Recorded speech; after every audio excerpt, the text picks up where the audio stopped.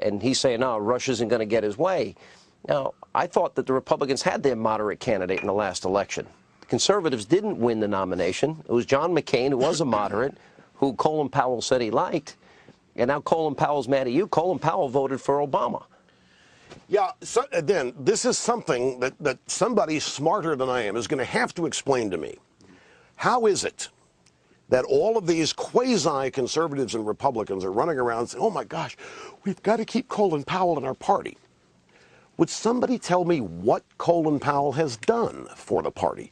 Name an issue that he has championed for the Republican Party. I can't think of one. Name anything Obama's doing that Colin Powell has disagreed with. I can't think of one. You're right. Colin Powell endorsed Obama strategically at a point in the campaign to destroy the McCain campaign, just endorsed Obama. Why in the world do we need somebody who lovingly voted Democrat, endorsed the Democrat, after the Republican Party nominated the classically moderate candidate Colin Powell says this party needs to nominate? It goes, well, we've got to get the Hispanic vote, Rush. That's why we can't be too harsh on Sotomayor. Right. Well, we had a president and a presidential candidate author amnesty for illegals, and that didn't get us the Hispanic vote, did it? So pray tell, what in the world has Colin Powell ever done for the Republican Party that makes him so valuable? Yeah, how do you go, my question for him is, how do you go from supporting Reagan, whose values are the antithesis of Obama's, or even W., to supporting the socialism, the worldview of Barack Obama? Well, I have the answer. I have all the answers, and I'll explain this with you. Okay. That's why we're asking the questions. Go ahead.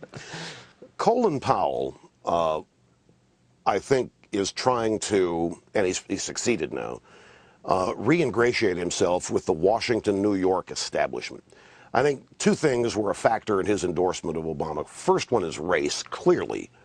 Nobody has the guts to say that, but I mean, what else could it be? Because we just discussed the ideal moderate Republican candidate was nominated, and Powell's off the reservation supporting Obama. So race is clearly a factor, but also, and very close to this, I think Powell is humiliated over the fact he was sent to the United Nations to make the case for weapons of mass destruction, and then none were found.